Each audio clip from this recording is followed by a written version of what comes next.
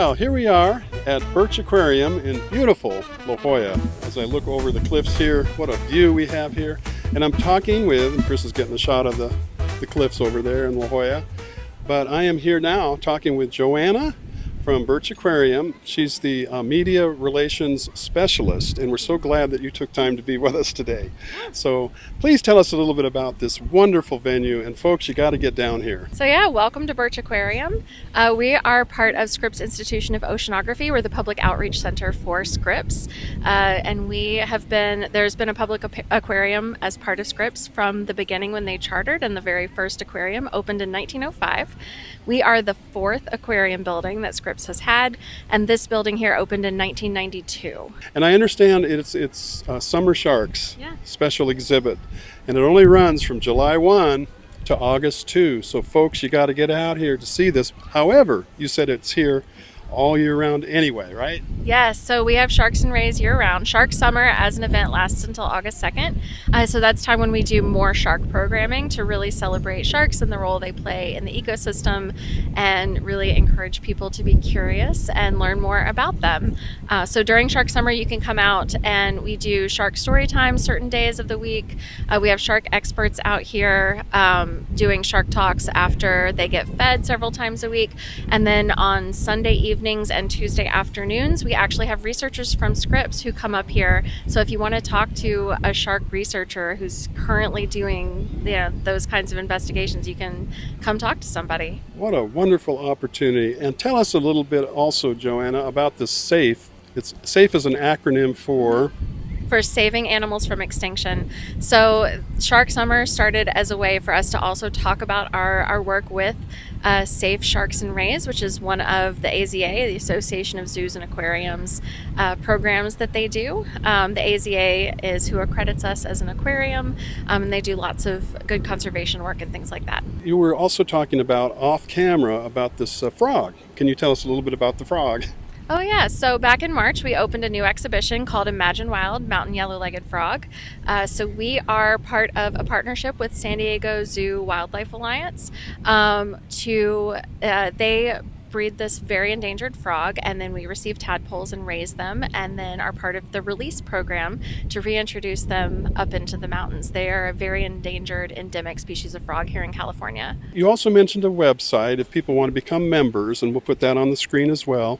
Tell us a little bit about membership, and also you also said there was a tip to get here early, so tell us a little bit about that. So you can always find out, check the daily schedule, see what we have going on at aquarium.ucsd.edu. We do offer memberships for people to visit year-round, and there are different levels, which you can find on our homepage too.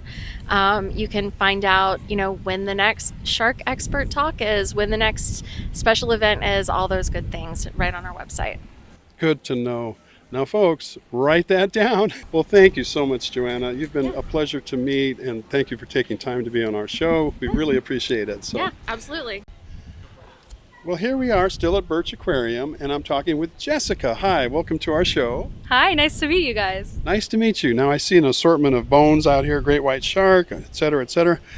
Tell us what you got going here. Yeah, I have a table of real and replica shark and ray specimens to celebrate Shark Summer at the Birch Aquarium. Now, are you a student at the Institute? Yeah, I'm a second-year PhD student at Scripps Institution of Oceanography, and I work closely with the Birch Aquarium, especially for science education opportunities like this. What a great opportunity to learn about our sea creatures out there. So I have a variety of real shark jaws from a tiger shark, a bull shark, and a white shark, as well as a replica from a whale shark. So you can compare the size as well as the teeth of these animals because their teeth are adapted to help them eat what they want to eat. Right? Yes. The white shark, for example, when they're younger, have these sharp, narrow teeth because that helps them grab onto slippery fishes. Look at the teeth on those things, boy. And this particular great white shark took pretty good care of their teeth. They must floss in between meals, right? That's right. Sharks grow their teeth throughout their whole lives so that if they ever break one, the ones in the back will be fresh and ready to have a full set of sharp teeth.